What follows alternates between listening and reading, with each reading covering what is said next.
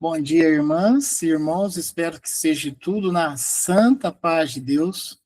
Estamos iniciando aqui nos nossos estudos mais um ano, né? 2026. Tenhamos bastante paz e luz neste ano. Possamos aprender bastante também, né? Nesses estudos e prosseguindo, né? Em busca da sabedoria moral, principalmente, né? E hoje os estudos vão se concentrar no Livro dos Espíritos, primeira obra básica, mas antes disso eu vou solicitar a Mirella para fazer a prece de início. Pai nosso que estais no céu, santificado seja o vosso nome. Venha a nós o vosso reino, seja feita a sua vontade, assim na terra como no céu. O pão nosso de cada dia nos dai hoje, Senhor. Perdoai as nossas dívidas, à medida em que perdoamos os nossos devedores. E não nos deixeis cair em tentação, mas livra-nos, Senhor, de todo mal, hoje, agora e sempre. Que assim seja. Que assim seja. Conforme havia mencionado, os nossos estudos se concentram hoje no Livro dos Espíritos, primeira obra básica da codificação da doutrina espírita, na onde Allan Kardec, através da espiritualidade, num formato de perguntas, questionamentos e respostas da espiritualidade, vem nos despertar, vem nos fazer aprender, né? E, enfim. E a lição que nós estamos estudando é a escolha das provas. E assim, somente para nos dar um norte, né? A questão anterior estudada, que foi a 260, o espírito, nas provas que deve sofrer para chegar à perfeição, terá de experimentar todos os gêneros, terá que experimentar todos os gêneros. Deixa eu só ver uma coisa aqui, gente. Terá de. Peraí, só um pouquinho, só para ver um negócio aqui. Tá, vamos seguir aqui. Terá que experimentar. Ah, é o Fabiano. Porque eu tinha aceitado, mas demorou a entrar. Eu falei, cadê o Fabiano? Deixa eu procurar ele aqui. Tudo bem, Fabiano? Bom dia, tudo bem, graças a Deus. Então tá bom, graças a Deus.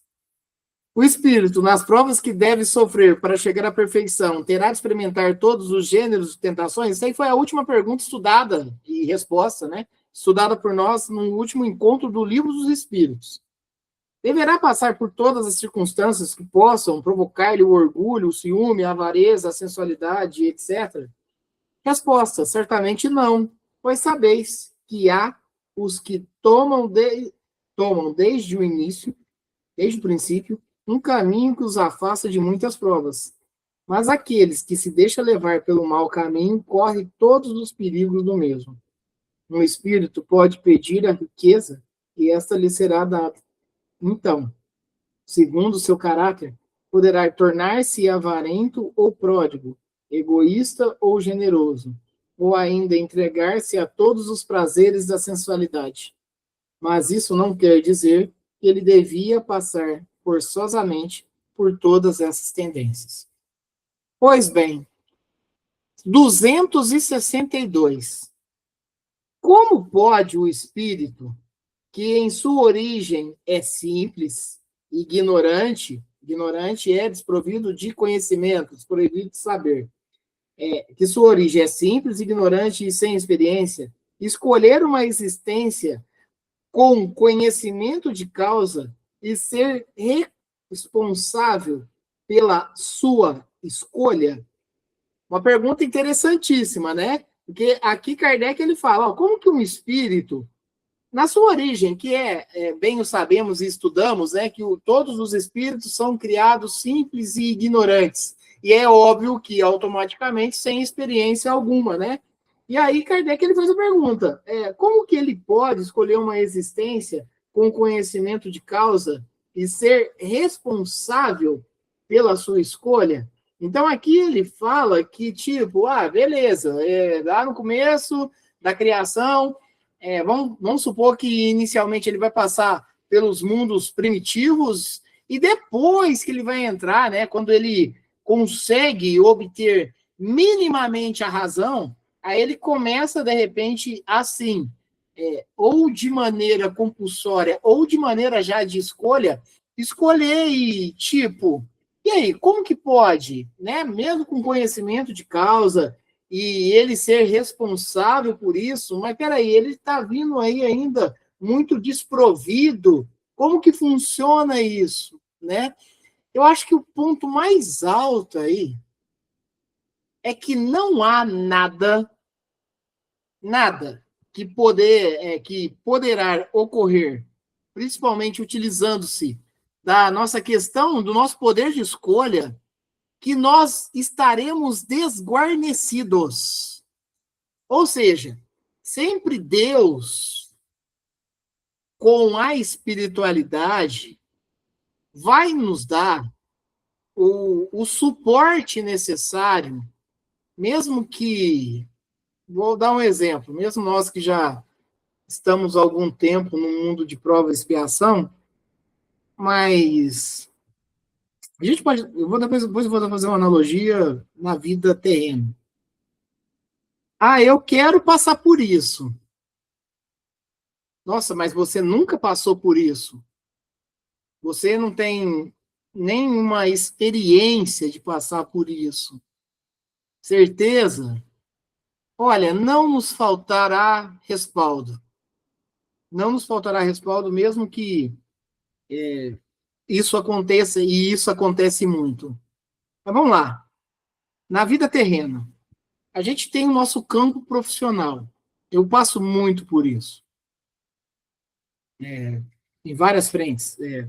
Tanto trabalhando com tecnologia, tanto trabalhando com gestão e negócio, tanto trabalhando na área da educação, e principalmente quando se fala da área da educação.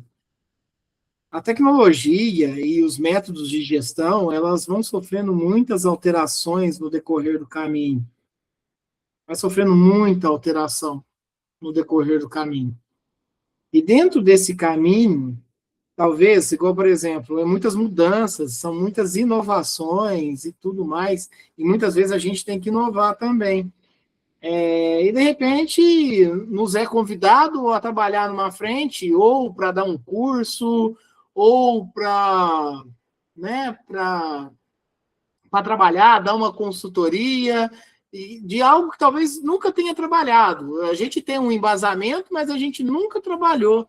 E talvez chegando ali, você vai ter que se habituar com aquela rotina para colocar um serviço para funcionar. Vamos dar um exemplo. Eu ministro aula de desenvolvimento de sistema e desenvolvo algumas soluções para tipos de negócio. Rangel, eu sei da ferramenta, eu sei do campo do desenvolvimento, mas eu não sou contador, eu não tenho contabilidade. Eu não tenho, isso é um dos exemplos, eu não tenho ideia de gestão de negócio de farmácia, porque não é o meu campo de formação e tampouco de atuação. Eu não tenho experiência, por exemplo, num sistema de direito, de advocacia. Então, eu tenho que correr minimamente atrás para conhecer o máximo com relacionamento com profissionais que entendam do processo, para eu começar a entender, não plenamente, mas boa parte, para conseguir, por exemplo, montar um sistema para aquilo. É assim, fazendo uma analogia, é assim, peraí, você nunca passou por tal situação numa encarnação, e você está optando por passar. E aí, o que você vai fazer? Você vai ficar desprotegido, você vai ficar desguarnecido. Não. Vai ter, sim, Deus e uma pleia de amigos espirituais que vai te auxiliar no caminho. Vai ter. Que é o exemplo que eu estou dando, por exemplo. Vai desenvolver um sistema de farmácia, mas eu não tenho experiência de farmácia. Mas vai ter aqueles que têm a experiência de farmácia para te dar o respaldo no processo. Então, é importante nós compreendermos isso, fazer uma analogia.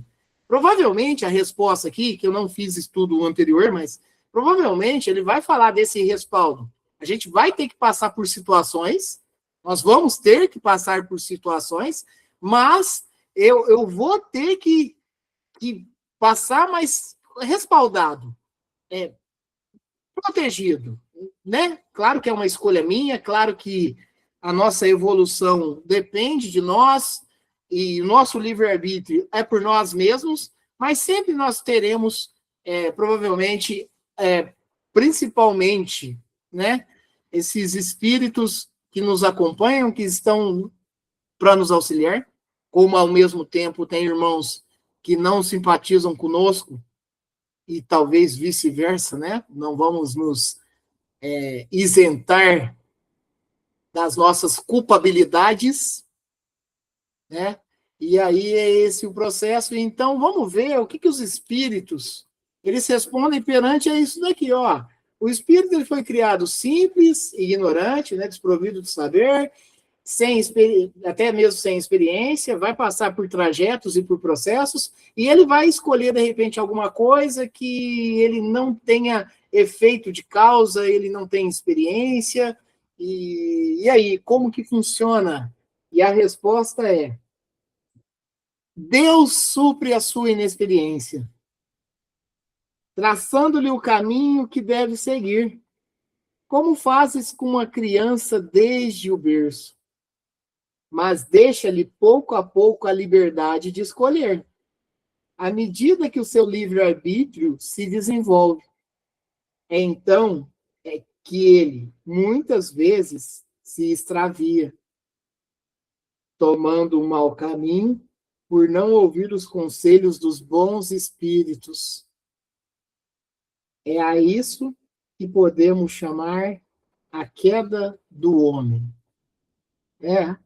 Nós temos suporte.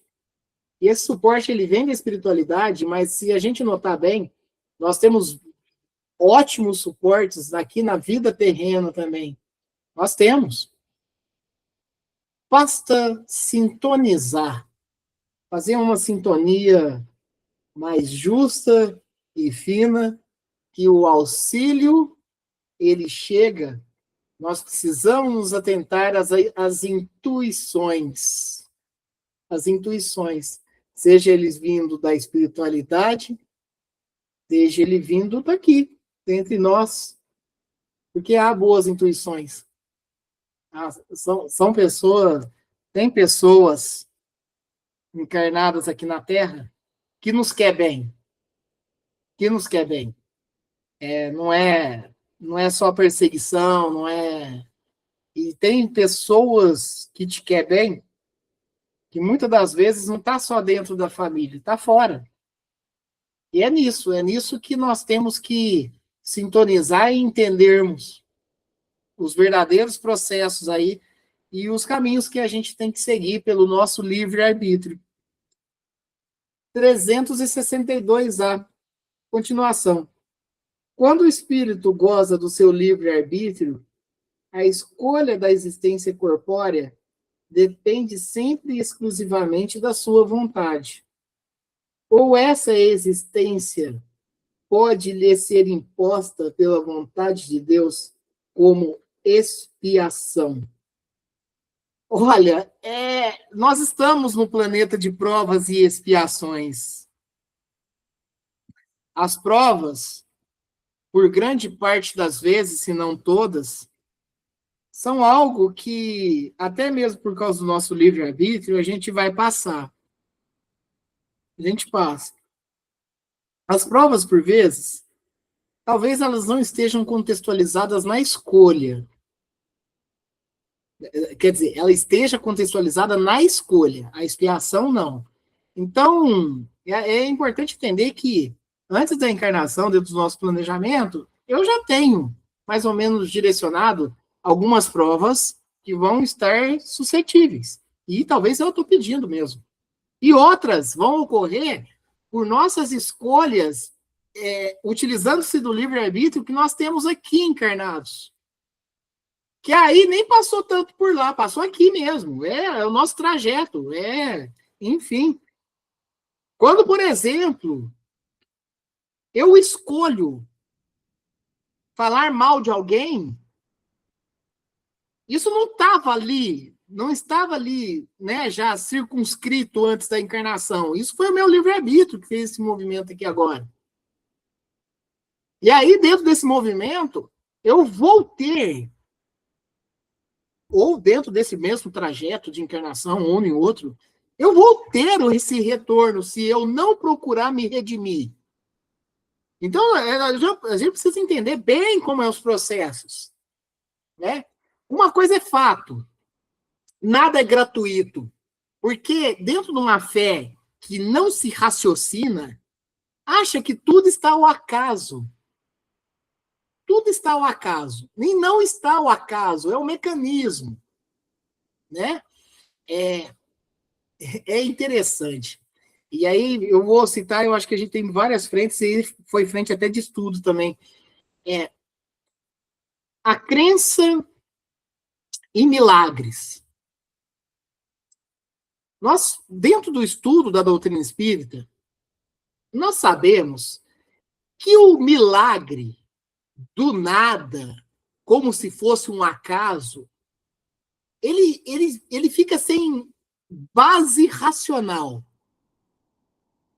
Nós precisamos compreender que o trabalho incessante espiritual, ele nos faz colher frutos saborosos, que podemos chamar dos milagres.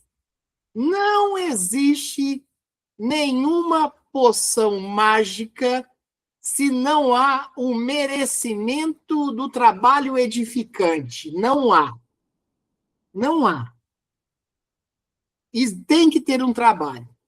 Eu ainda, na reunião presencial de hoje, ainda citei, tem um técnico de futebol que hoje ele trabalha em outras frentes, que é o Muricy Ramalho, que quando alguém perguntava para ele, nas entrevistas, nossa, vocês estão tendo muito sorte. Ele sempre falava, não existe sorte sem trabalho. Ele sempre falava isso. Não existe sorte sem trabalho. Não existe sorte sem trabalho. Eu ganhei na Mega da Virada, sorte. Olha, veio o trabalho. Se o trabalho não veio antes, vai vir depois. Então, vai ter que trabalhar. Vai ter que trabalhar. Vai ter que trabalhar de maneira bem vigilante no processo edificante. Não tem. E é aí que a doutrina espírita, numa maneira muito racional, sem mágica. Até porque também, se as coisas ocorressem por mágica, nós cairíamos da injustiça divina, e não é assim. A possibilidade que Deus nos concede a cada um e a cada qual, dentro das suas labutas diárias, ela é ali na frente. A vitória que tanto se fala, que tanto se deseja, que é a espiritual, que é contra as suas próprias más tendências, ela chegará, mas no trabalho. No trabalho. Mas a pessoa estava doente e ela curou de forma milagrosa. Olha, ou o processo é anterior, ou agora que vai chegar o trabalho. Nós precisamos compreender esse processo. Esses processos, eles são assim. E nada, conforme foi nos dito por próprio Jesus Cristo, que até o último fio do cabelo será contado, está ali. Então, todos os processos do nosso livre-arbítrio e o do que nós semeamos vai ser ali. O fruto que vai ser, né, trabalhado ou menos trabalhado, desenvolvido ou menos desenvolvido, mas vai nascer um fruto. E aí nós precisamos entender qual que foi o caminho do nosso livre-arbítrio. E por que nós estamos estudando isso, né? E tudo mais. Por que ele fala, quando o espírito, ele pergunta, né? Quando o espírito goza do seu livre-arbítrio, a escolha da existência corpórea depende sempre exclusivamente da sua vontade? Ou essa existência pode lhe ser imposta pela vontade de Deus como expiação? Resposta: Deus sabe esperar. não precipita a expiação. Está vendo que até cada um e cada ato é mecanizado divinamente? Não tem nada. Nossa, tem que se passar por isso agora? Não, não necessariamente. Entretanto, pode impor certa existência ao espírito, que aí é naqueles casos compulsórios, né? Quando este, por sua inferioridade ou má vontade, não está apto a compreender o que lhe seria mais proveitoso. E quando vê que essa existência pode servir para a sua purificação, o seu adiantamento, e, ao mesmo tempo, servir-lhe de expiação. O que nós temos para pensar e falar a respeito disso? A prova e expiação, apesar de laboriosa e por muitas vezes muito sofrida, ela é uma das bênçãos que, pela justiça divina, nos é possibilitado, se não escolhermos por nós mesmos o caminho do bem, o caminho do amor, o caminho da caridade, a indulgência e tudo mais, se não for por nós, existe N maneiras diferentes para nós chegarmos, né, à nossa evolução tão pleiteada, né, tão desejada. Notemos a cada oportunidade que nos é dado, notemos a cada possibilidade do que nos é permitido, notemos, mas olha, procuremos ser mais saudáveis espiritualmente, procuramos ser mais saudáveis a nossa mente, vamos procurar, de repente, ouvir mais e falar menos, vamos procurar trabalhar, é esforço. 263. O espírito faz a escolha imediatamente após a morte? Isso aqui é um assunto muito gostoso até de estudar. Porque nós já comentamos a respeito, mas talvez é sempre bom voltar e a ciência e a filosofia que é estudado na doutrina espírita, ela está bem embasada aqui. Quanto tempo que eu fico na erraticidade? Quanto tempo eu fico no plano espiritual? Isso depende. Alguns, pouco tempo, alguns anos, algumas dezenas de anos, algumas centenas de anos, até milhares. Não existe um tempo, mas é óbvio que há necessidade dentro desse mesmo mecanismo de engenharia que nós estamos comentando, que esse processo não se alongue tanto, mas não há um tempo, porque na pergunta anterior, que foi a que a gente acabou de ler, repara que fala que Deus está vendo que quando parte do espírito uma falta de compromisso, uma má vontade, Deus ele tem que intervir para que o processo ocorra, para que o processo ande. Então, aqui, a história ela não vai mudar muito também. No plano espiritual, porque aqui fala que se o espírito faz a escolha bem após a morte, tipo assim, acabou de desencarnar, já começa a fazer as escolhas para a próxima vida e que tem que ser mais rápido, inclusive tem espíritos que querem reencarnar mais rápido por N motivos, por voltar para o planeta Terra, para voltar para os seus familiares que deixou. Tem espírito que quer isso mesmo, quer ser rápido, mas isso é um trabalho. Vamos lá. Vamos fazer também fazendo um estudo. É importante falar que todas as obras, seja ela em filmes, séries, novelas, né, elas estão passíveis de equívocos. E a novela Viagem não é diferente. Então, nós não vamos pegar a novela, pegar partes agora que a gente vai comentar, de maneira bem sutil também, partes, como se a novela Viagem, tudo que se fala ali fosse, né, a realidade, não. Mas vamos lá. Nós temos o caso do espírito mais famoso ali, né, desencarnado, que era o Alexandre. O Alexandre, enquanto encarnados, provocava iniquidades. O Alexandre desencarnou e foi para um plano inferior. Repara que lá no plano inferior, ele conseguia ainda transitar entre o plano inferior e a crosta terrestre. Que basta dizer também que boa parte do plano inferior está bem próximo da crosta terrestre. Isso quando não ocorre dentro da própria crosta terrestre, né? E aí, o que acontecia ali? Repara que, dentro do movimento, o Alexandre era um espírito rebelde.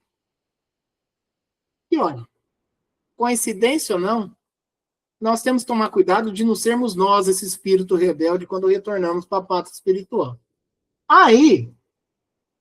E aí qual que era o movimento?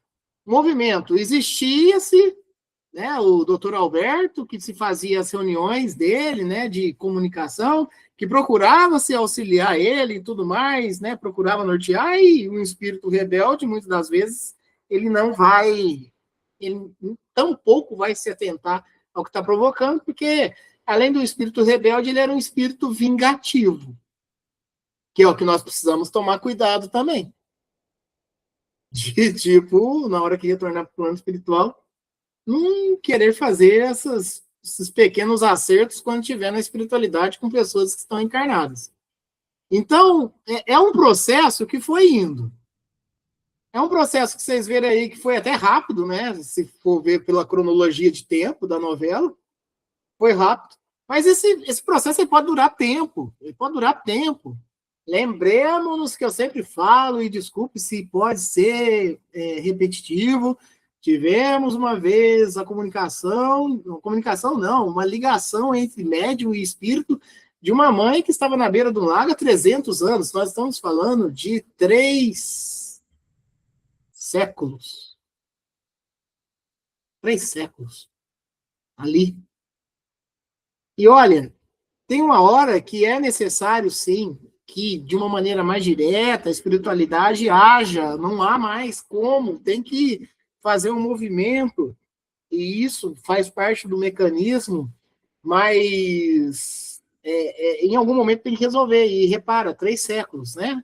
3 centenas de anos, precisa se atentar a isso, por isso que na hora de uma oração final, a gente, né, direciona um despertar muito rápido para todos aqueles espíritos que, de um certo modo, e ainda desconhecem que desencarnaram, ou aqueles que estão nos planos inferiores também, para que eles possam recobrar o quanto antes para preparar. Lembremos-nos que André Luiz ficou 8 anos nas regiões umbralinas, 8 anos, né? Que é um espírito, de um certo modo, que tinha uma bagagem, era um intelectual e ficou ali, não conseguia enxergar tal. Então a gente precisa se atentar muito a isso. E aí aqui é outro ponto interessante, porque o Kardec pergunta se logo após a morte, nossa, mas logo após a morte do corpo físico, logo após a desencarnação, boa parte dos espíritos não sabem que desencarnaram, outros estão em leitos de convalescência e passa do físico para o espiritual da mesma maneira, já para recuperar. Então é muito processo, não é imediatismo, nada. Diferentemente do mundo animal, o mundo animal mesmo, né? É um processo mais rápido para que a evolução deles ocorra mais rápido, mas quando a gente está no método racional já, é um processo, é um trabalho. É um processo, é um trabalho. Espera aí, pessoal. Não. Então, pessoal, a pergunta: o espírito faz a escolha imediatamente após a morte? Resposta: não. Pois muitos creem na eternidade das penas, e como já foi dito, isso é um castigo. É importante que toda a terminologia de castigo que se utiliza-se aqui, Ela é um castigo de que nós mesmos nos provocamos a nós mesmos, até porque não existe castigo divino, existe lei de causa e efeito. Lei de causa e efeito. Essa compreensão, ela é o importante aqui para nós compreendermos o processo. Não sei se vocês viram aqui, mas tem uma garota andando aqui, ó. A nossa canina aqui. Vou fazer uma última pergunta, um último estudo perante a isso, e já partiremos para o encerramento. 264. O que orienta o espírito na escolha das provas? O que orienta o espírito na escolha das provas? Olha, eu acho que isso é tão sutil também,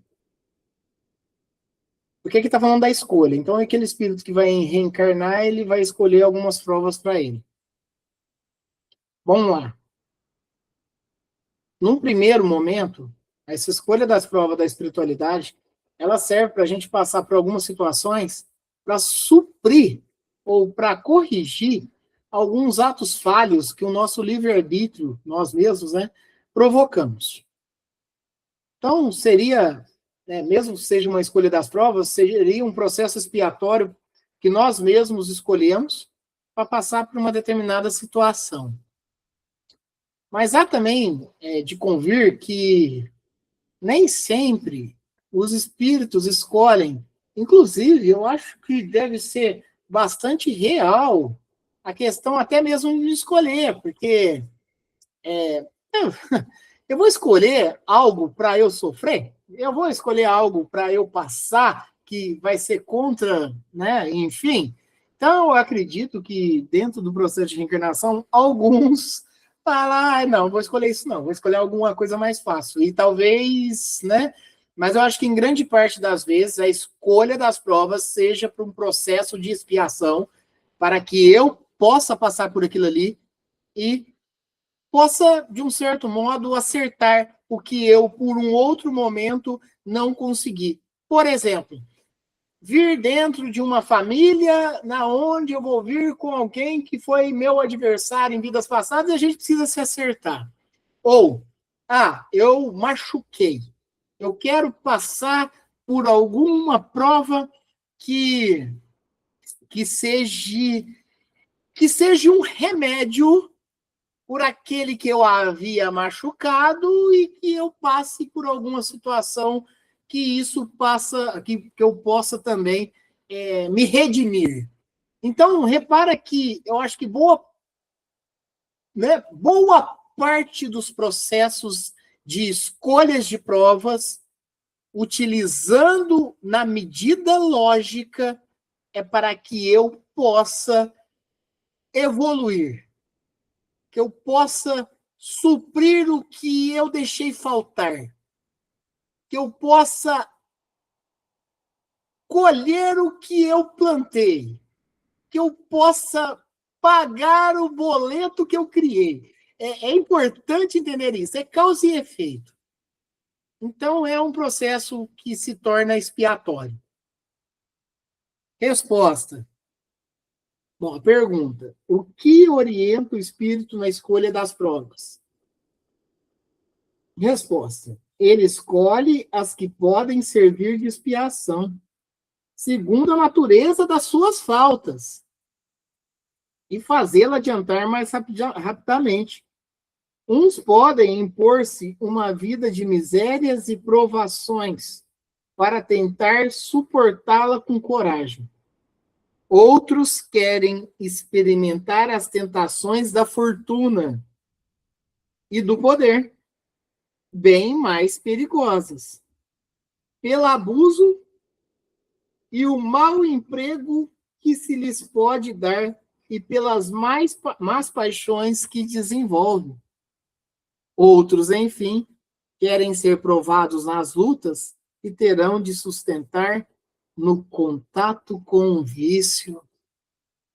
Repara que a escolha da prova, ela sempre está contrapondo o que eu tenha provocado. Então, isso é importante entender, e é assim que se funciona a justiça divina que está em nós. Nós bem o sabemos, mesmo de maneira inconsciente, que o produto de determinados efeitos teve uma causa. Se não foi nesta, foi numa anterior existência. É esse o movimento. É esse o propósito da encarnação. A nossa próxima pergunta, a ser realizada daqui 2 semanas, do Livro dos Espíritos, continuando a lição Escolha das Provas, é a de número 265. 265. Já estou vendo que a 266 é bem grandinha, um comentário do Kardec, mas é a 265. E no próximo domingo, se assim Deus o permitir, nós estaremos fazendo o estudo do livro Vinha de Luz. Vinha de Luz. Alguém quer comentar? Fiquem à vontade, gente. E sempre fiquem à vontade, mesmo na hora que estiver falando, entra conversando, tá?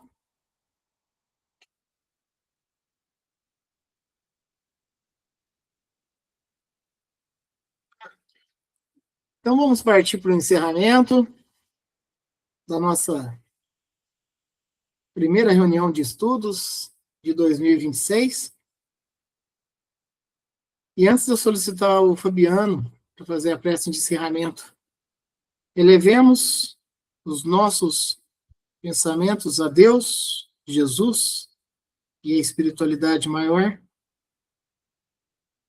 trabalhando em nós os nossos fluidos e direcionando para aqueles que estão passando pelo campo de provas e expiações, sofrimentos, doenças, enfermidades, aqueles que estão nos hospitais, nas casas de saúde, nas casas de recuperação, nas casas de acolhimento, aqueles que estão em sofrimentos dentro dos seus lares, dentro das suas mentes, seja levado àqueles que passam por necessidades, pela miséria, seja levado àqueles que passam também pela provação da fortuna, seja levado àqueles que estão em situação de rua, seja levado também àqueles que desencarnaram e que ainda não têm a consciência e tampouco despertaram para a sua nova realidade,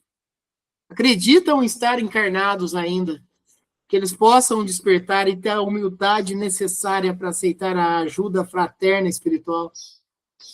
Seja levado àqueles que estão nos planos inferiores da espiritualidade, que eles possam ser socorridos, mas que eles despertem também. Esses fluidos que emanam por nós possam também auxiliá-los no processo, e que tão pouco eles possam estar dentro do atendimento espiritual, da sua saúde espiritual, e seja levado também àqueles que estão nas casas de recuperação, que estão nos hospitais espirituais, que estão em recuperação, que estão em tratamentos, para tão logo também estar com as mãos servindo na seara de Deus. Fabiano, faz a prece de encerramento para nós.